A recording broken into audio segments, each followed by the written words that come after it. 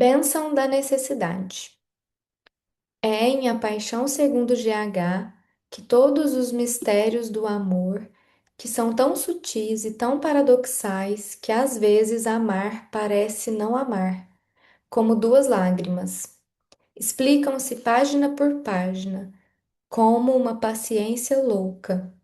A paixão, hino à necessidade. Celebração da vida como uma fonte e sede fatais por você. Agora preciso de tua mão, para que eu tenha medo, para que eu não tenha medo, mas para que tu não tenhas medo. Sei que acreditar em tudo isso será, no começo, a tua grande solidão, mas chegará um instante em que me darás a mão, não mais por solidão, mas como eu agora, por amor. Como eu, não terás medo de agregar-te à extrema doçura energética do Deus. Solidão é ter apenas o destino humano, e solidão é não precisar. Ouçam com atenção. Essa é realmente a mais bela, a mais nobre, a mais humilde definição de um certo tipo de economia, que eu chegaria a dizer feminina. Não precisar deixar um homem muito só, todo só. Precisar não isolar a pessoa, precisar não isola a pessoa. A coisa precisa da coisa. O homem? Mas dizer homem para uma mulher pensante também é uma humildade sutil. Ah, meu amor, não tenhas medo da carência. Ela é o nosso destino maior. O amor é tão mais fatal do que eu havia pensado. O amor é tão inerente quanto a própria carência. E nós somos garantidos por uma necessidade que se renovará continuamente. O amor já está sempre. O que ela, a mulher, está traçando aqui, neste hino à falta, é a economia da boa falta. Acima de tudo, não falte nada, não falte falta. A falta também é uma riqueza. O amor é muito mais fatal. O amor já e sempre é.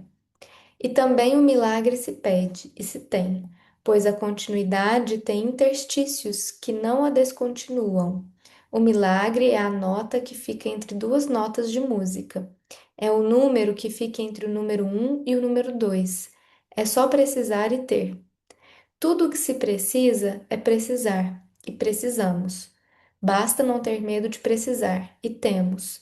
Basta não ser como a pequena Ofélia, que tem medo de precisar e que de repente precipita-se para a cena da castração.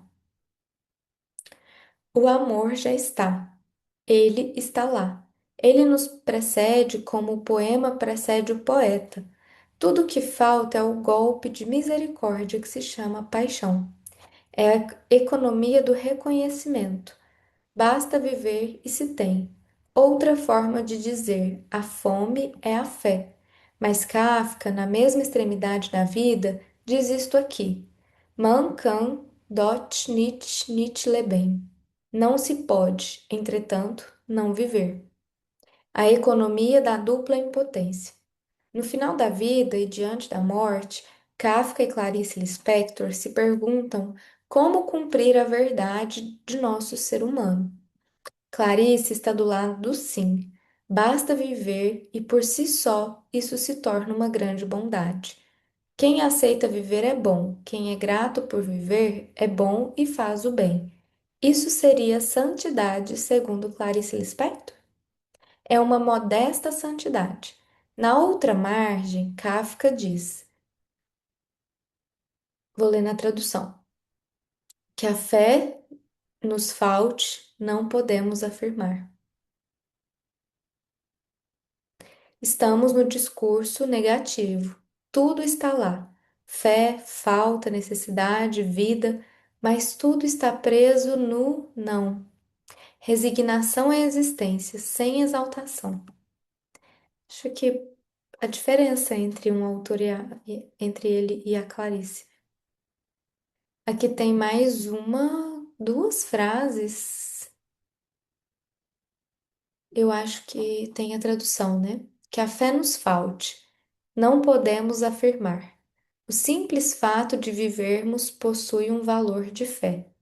E acrescenta com razão: seria isto um valor de fé? E responde porque ele é um ser dividido. Não se pode, no entanto, não viver. É justamente nesse, no entanto, não se pode, que reside a força louca da lei. É nesta negação que ela toma forma. Não se pode o não, é o oposto, no mesmo lugar de meditação, da fé de Clarice. Chegar a pensar que a solidão é não precisar, que precisar já é quebrar a solidão, é a maior lição de humildade, ou a sede já é aquilo que refresca, pois ter sede já é se dar para ser experimentado, para beber, abrir a porta. Estar em necessidade é estender a mão espiritual ao outro, e estender a mão não é pedir, é saudar o mundo, dar lugar. Precisar é uma confiança silenciosa, é uma força. O mundo da mansuetude. Textos como o de Clarice são muito raros. Textos que, sem negar que temos que lidar com a solidão, nos dão a mão e nos ajudam a alcançar o mundo da mansuetude. Toma a palavra mansuetude literalmente. É o hábito de dar a mão. Tanta mansidão evoca com ligeiro êxtase a cena de cenas primitivas, uma cena de encontro sem consumo. Nesta delicada epifania, duas economias são quase explicitamente opostas: a economia da consolação e a da aceitação. Vou então à janela, está chovendo muito. Por hábito, estou procurando na chuva o que em outro momento me servira de consolo, mas não tenho dor a consolar. No passado, diz Clarice Lispector, eu era organizada para me consolar da ansiedade.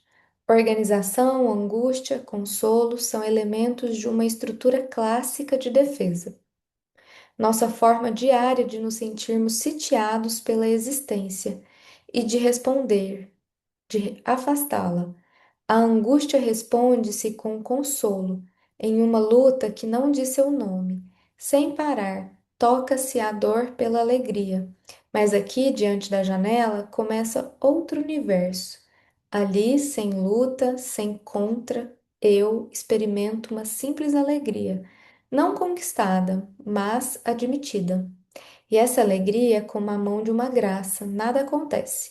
Ela se dá, ela cai regularmente. Apenas isso. Chove, estou vendo a chuva. Que simplicidade! Nunca pensei que o mundo e eu chegássemos a esse ponto de trigo. A chuva cai não porque está precisando de mim, e eu olho a chuva não porque preciso dela, mas nós estamos tão juntas como a água da chuva está ligada à chuva, e eu não estou agradecendo nada.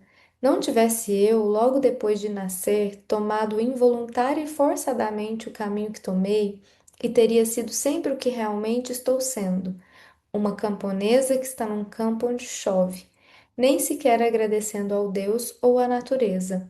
A chuva também não agradece nada.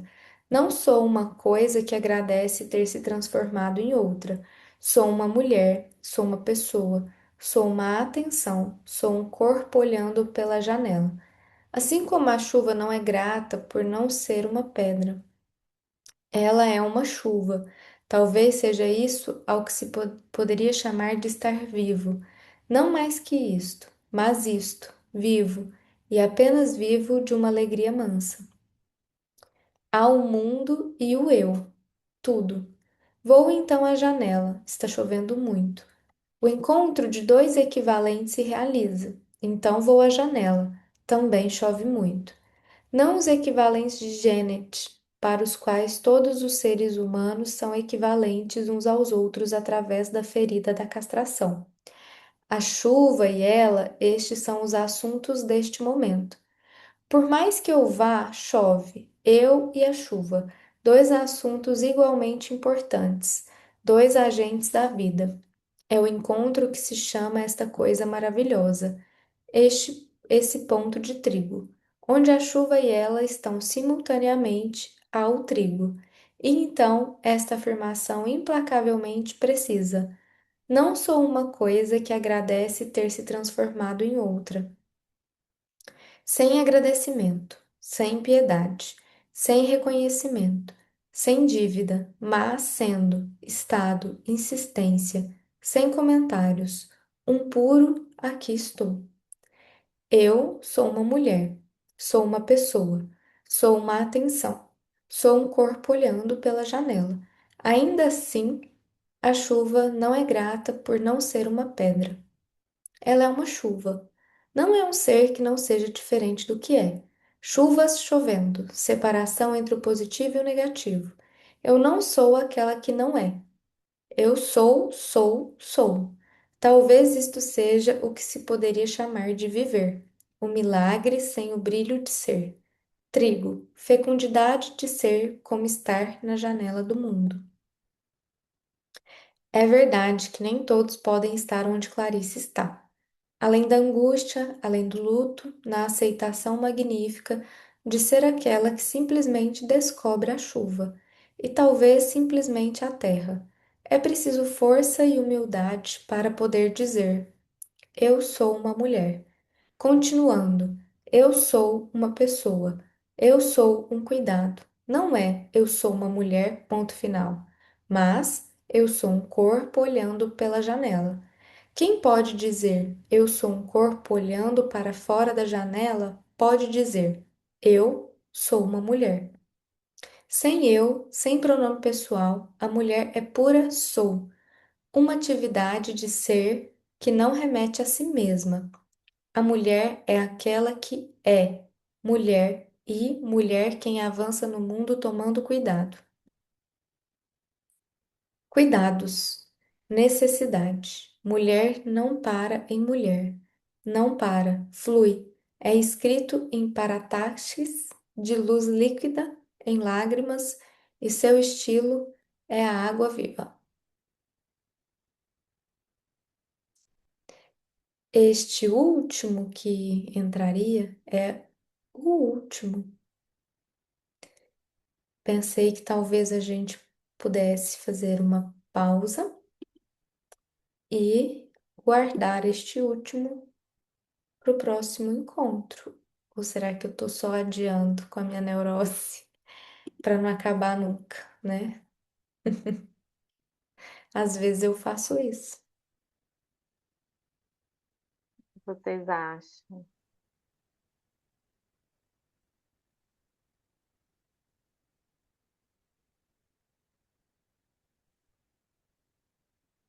Eu tô curiosa. Eu acho que tá tranquilo, a gente pode ver essa segunda parte. Este Eu Que Sou Você na próximo encontro pra mim. Tá ok. Uhum.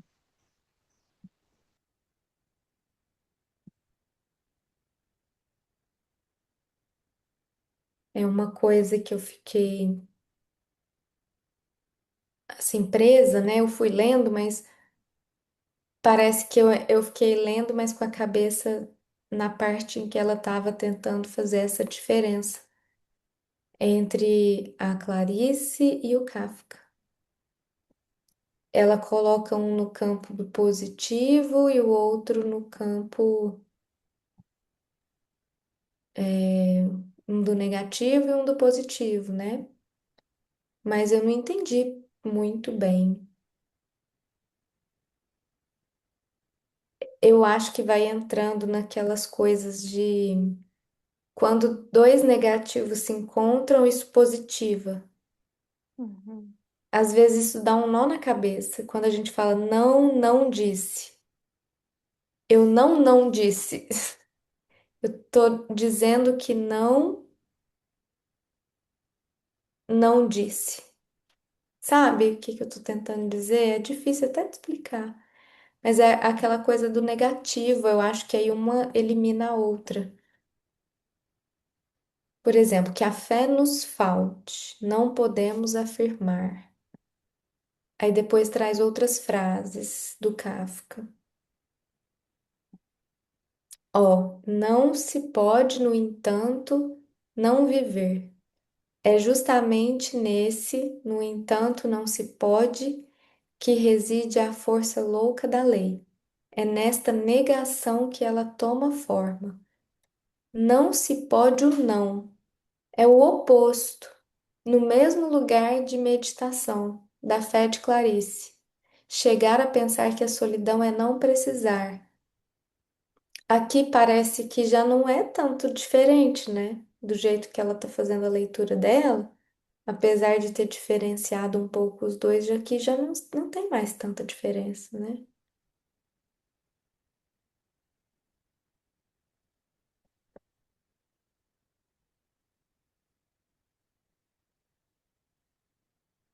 Fiquei pensando no Água Viva. No que de água viva? Tô olhando para ele, inclusive. Acho que é um livro que é sempre bom reler, mas achei tão bonito esses últimos parágrafos que ela fala da mulher também, né? Você falou que é sempre bom reler Água Viva? Eu já devo ter falado isso. Cazuza leu 111 vezes. Será que ele releu? Talvez ele tenha sido o maior releitor de Água Viva. Sim. Podemos pensar, né, sobre, mas achei muito bonito.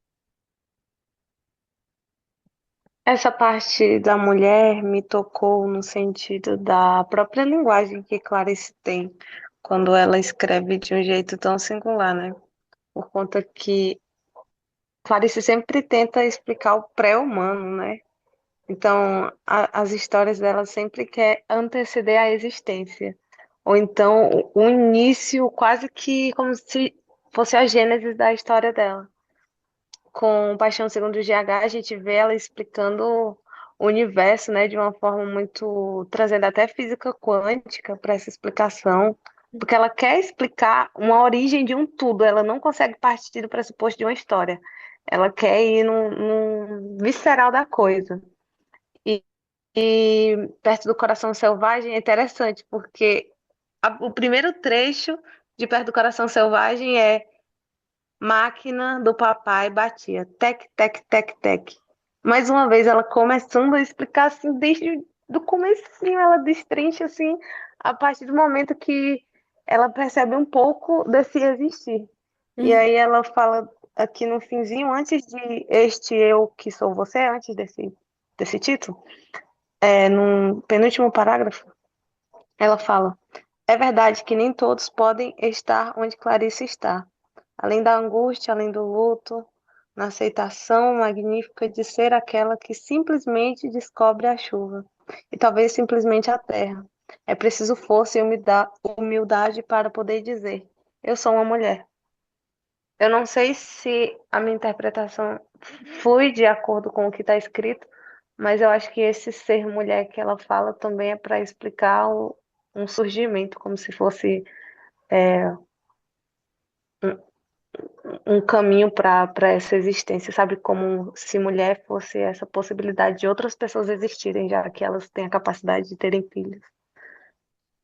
uhum, Enfim, foi isso que eu pensei enquanto relacionei com Perto do Coração Selvagem, que eu estou começando a ler agora, e como a Clarice tem uma escrita muito específica, né? Muito, muito dela. uhum. Você está lendo Perto do Coração Selvagem, é isso, Bia? Sim, tô lendo, Eu tentando aproveitar acho, minhas férias. eu acho que é nesse livro que ela menciona o Joyce na epígrafe. Você chegou a ler alguma coisa? Ele Não, estava eu tô tipo na só. página 41. Parece que tem algo assim. Ele estava só, perto do selvagem coração da vida. É uma frase do Joyce. É do um retrato do artista quando jovem. Eu acho que ela. É nesse livro. É desse livro. Na verdade, é a dedicatória, eu acho. Bem no começo tem assim. Ele estava só, estava abandonado, feliz. perto do selvagem coração da vida. Ai, James gente, Joyce. eu acho muito bonito isso, muito. E eu tô participando de um grupo desse livro do Joyce, e a gente tá num momento assim de virada do personagem. Não sei, parece que ele também foi um influenciador para Clarice, né? Não, essa palavra é uma palavra da modernidade, né? Um influencer. Uhum. Mas se a gente pudesse utilizar essa palavra, né, dos influencers dela, talvez ele tenha sido um deles. E é muito bonito o personagem desse livro, porque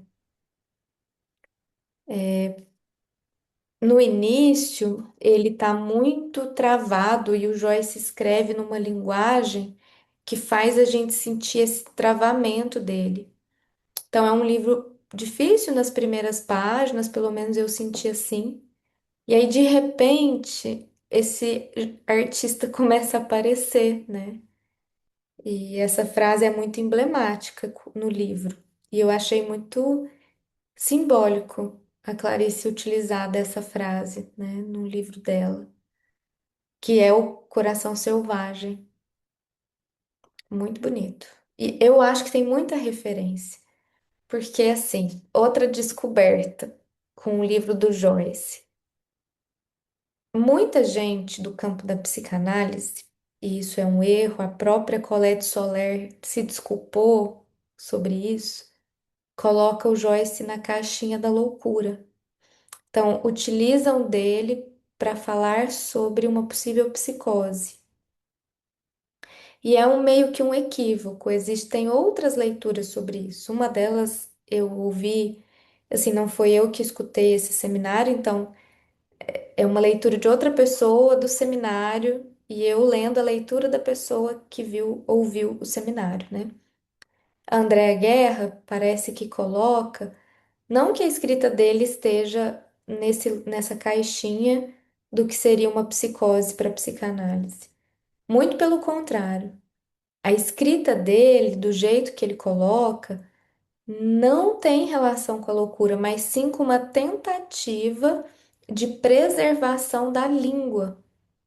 Então é uma questão política, porque o Joyce, se eu não estou enganada, ele é irlandês e a Irlanda passou por uma colonização, né? Parece que teve uma guerra, parece que teve um. Eu sou bem ruim com esses dados históricos, mas houve uma extinção da língua com essa entrada da Inglaterra, né? E aí o Joyce tem um jeito de escrever que é muito diferente, que não obedece a uma formalidade, mas isso não significa loucura, significa resistência. Resistência no sentido de resistir a uma força política que tentou acabar com uma língua, né? Hoje na Irlanda, parece que somente 2% da população fala a língua que eles falavam, né? E aí veio o inglês e tomou conta disso. E aí a gente pensa, né, o retrato do artista quando jovem, a própria biografia do Joyce, e pensar que a Clarice também estava bebendo dessa água para escrever os livros dela, né? E aí tem toda uma questão religiosa. Eu dei essa volta toda, que hoje, gente, teve jogo, eu já tomei acho que uma, duas taças de vinho, então com certeza está influenciando. Mas tudo isso para dizer que aí tem a religião católica, que também influenciou o Joyce, que também foi uma coisa imposta. O personagem tem umas páginas aqui que foi até difícil de ler, porque são sermões, né? E sem vírgula, um negócio meio frenético, assim. E, e aí a religião participando, né? E a Clarice, eu percebi isso nela e a Helene Sixu tá retomando. Tem um momento que ela fala que é uma santidade. O negócio de dar a mão ali onde ela está falando, né? Então, os preceitos religiosos também são muito presentes, mas de um jeito muito diferente, né? Enfim, esse livro é lindo, Bia. Eu lembrei do livro do Joyce. Eu não sei se vocês já leram. Alguém já leu O Retrato do Artista Quando Jovem? Não, mas já fica uma indicação para me comprar na Prime, porque eu tava de olho mesmo nos livros para comprarem. E eu sempre anoto as referências aqui do clube para tentar ler, tentar Uhum, baixar no Kindle. uhum, Sempre vai dialogando muito com coisas que eu já leio, sabe? É muito interessante. uhum, uhum.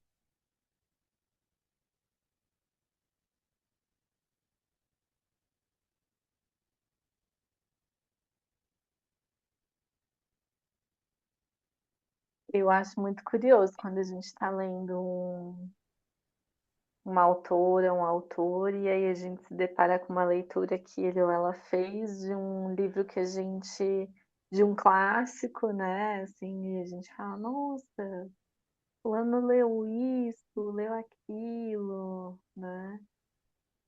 Acho muito curioso isso. Na biografia dela tem bastante, aparece bastante essa questão, assim, os livros que ela mais gostava, né? Os livros, enfim. Uhum.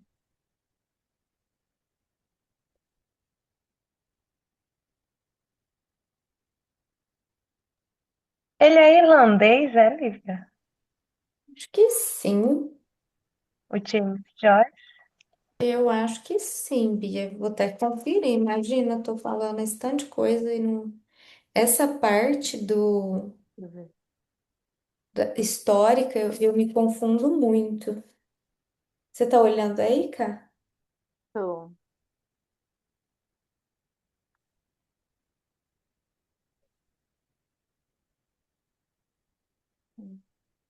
Irlanda, uhum. É isso mesmo. Dublin, no dia 2 de fevereiro de 1882 ele nasceu. É. Mas eu também estava vendo a frase aqui do Kafka. Lá no início, quando eu falei, parecia que ficou sem sentido, mas ó, é porque a frase não acaba no primeiro ponto. Ela disse lá em cima que a fé nos falte, não podemos afirmar, mas ele complementa, porque ele é um ser dividido. Não se pode, no entanto, não viver. Então, se num primeiro momento existe ali um tom pessimista que talvez afastaria da Clarice, na continuidade da frase existe um tom outro, né? Não mais somente de resignação. Ó, não se pode o não, é o oposto. No mesmo lugar de meditação da fé de Clarice, chegar a pensar que a solidão é não precisar, que precisar já é quebrar a solidão. É a maior lição de humildade ou sede, já é aquilo que refresca, pois ter sede já é se dar para ser experimentado, para beber, abrir a porta. Sai da resignação para uma força, ela continua. Estar em necessidade é estender a mão espiritual ao outro, e estender a mão não é pedir, é saudar o mundo, dar lugar. Precisar é uma confiança silenciosa, é uma força. Eu acho que isso é a maior lição, assim, que a Helene Sixtu está trazendo, pelo menos para mim. Porque eu acho que página a página que a gente vai caminhando, ela tá meio que contando que existe uma força naquilo que é tido como fraqueza. Por exemplo, precisar. Quantas pessoas, e até a gente, acho que dá para dizer assim. Não acho que isso é uma experiência única e singular de uma pessoa ou outra, mas também é uma coisa coletiva. Quantas vezes a gente se afasta de uma possibilidade de laço, justamente por medo? Eu escuto isso. As pessoas às vezes dizem assim, mas eu não vou me envolver, né? Eu não quero me envolver. Às vezes, é claro, cada um tem direito de fazer a escolha que quiser, mas muitas vezes esse não querer se envolver não é de fato não querer se envolver, mas é não querer precisar. Ou seja, não querer depender. Ou seja, não querer viver uma certa vulnerabilidade. Porque isso é associado muitas vezes como fraqueza. E o que Hélène Sixu faz? para mim, através da leitura de Clarice, é dizer o oposto disso, né? Ela termina esse parágrafo que eu li dizendo que isso é uma força. Estender a mão, saudar o mundo, dar lugar, isso é muito bonito, né? Eu acho que para mim tem sido a maior lição que ela tem tentado passar.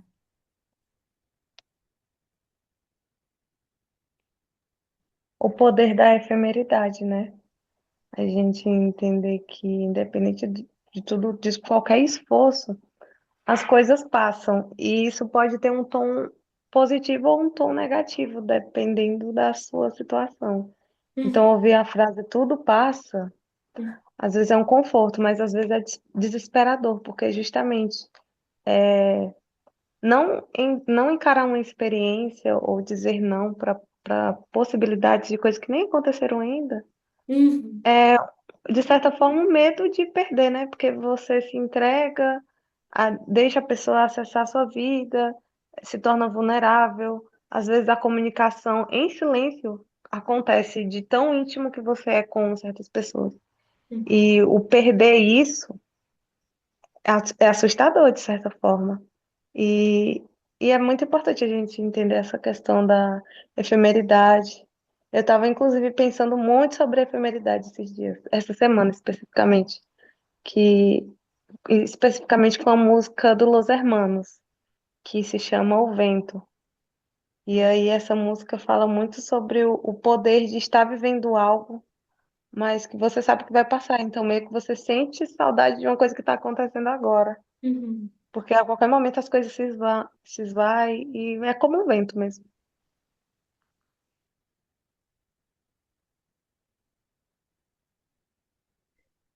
Como você falou, você sente saudade de É sentir algo. que a gente ainda vive. Eu acho que isso cai muito em pessoas que são muito nostálgicas, sabe? De você estar vivendo um momento muito feliz e em um dado momento parece que sua pressão baixa, porque você começa a enxergar aquilo e percebe que algumas experiências são tão boas que elas vão fazer falta no futuro. Uhum.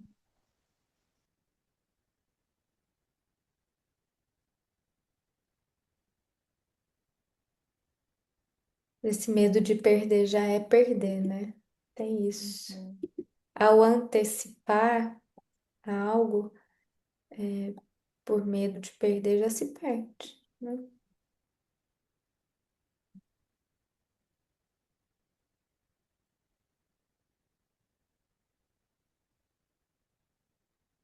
Inclusive, o não experimentar por medo de uma possibilidade ruim já te limita demais. Já já encerram a possibilidade de você viver uma Uhum, coisa independente de ser boa ou ruim, por conta que até os fracassos, a angústia também formam caráter, né? E ensinam de certa forma alguma coisa, nada é em vão. Parece um clichê falar que nada é em vão, mas é porque eu acho que a gente aprende, nós humanos, nós aprendemos tanto nos momentos bons, mas também nos momentos ruins. Essas coisas formam, de certa forma, o nosso caráter. uhum. Talvez até mais nos ruins, né? Que é quando a gente se lembra da nossa força, né? De superação, né? Acho que da nossa força de conseguir passar por determinada situação, né? O valor de fé, como eu disse ali, né?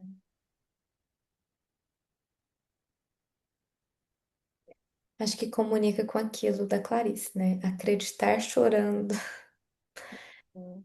que ela falou, acho que nas páginas anteriores, né? Uhum. Lindamente, inclusive, né?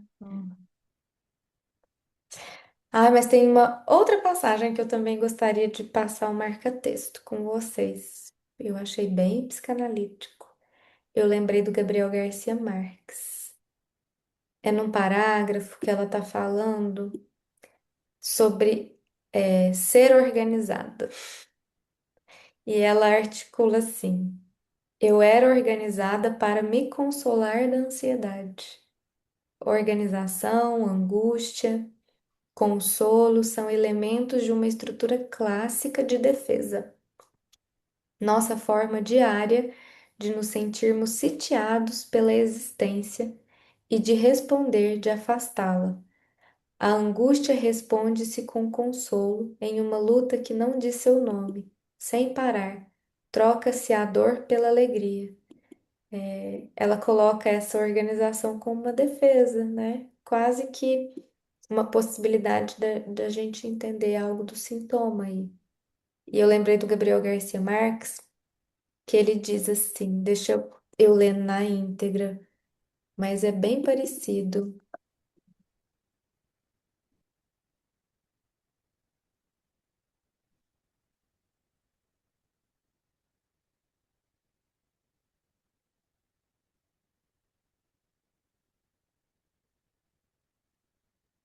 Essa página que você leu, Lívia, foi qual mesmo? Essa página é 78, bem no início. 88, né? 78 para mim? 78, perdão. Perfeito. Achou? É isso mesmo? É isso mesmo. Da organização, angústia e consolo. É isso, Isso. exatamente. Gente, agora eu não acho a frase do Gabriel Garcia Marques.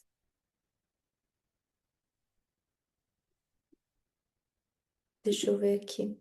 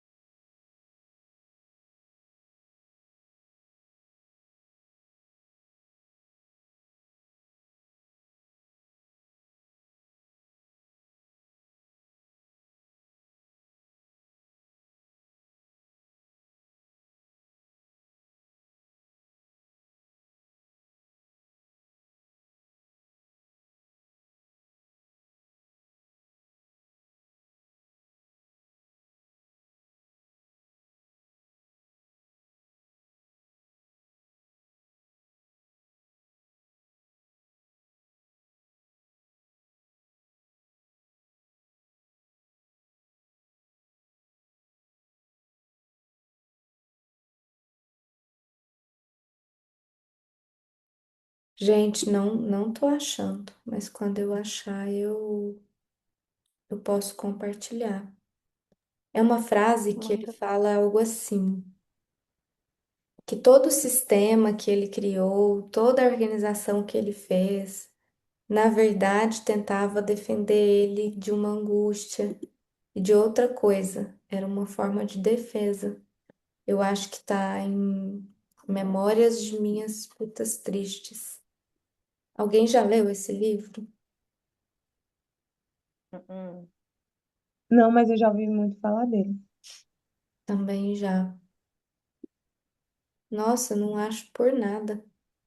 Achei. Manda lá. Ah, Ó, ele diz assim: descobri que minha obsessão por cada coisa em seu lugar, cada assunto em seu tempo, cada palavra em seu estilo, não era o prêmio merecido de uma mente em ordem, mas, pelo contrário, todo um sistema de simulação inventado por mim para ocultar a desordem da minha natureza. Eu achei muito parecido. Ele continua: descobri que não sou disciplinado por virtude, e sim como reação contra a minha negligência, que pareço generoso para encobrir a minha mesquinhez, que faço passar por prudente quando na verdade sou desconfiado e sempre penso o pior, que sou conciliador para não sucumbir às minhas cóleras reprimidas, que só sou pontual para que ninguém saiba como pouco me importa o tempo alheio, Descobri, enfim, que o amor não é um estado de alma, e sim o signo no zodíaco. Eu acho que é uma ótima definição de neurose, né? Em outras palavras, mais bonitas e mais poéticas, né? Nossa, mais uma opção de leitura, hein?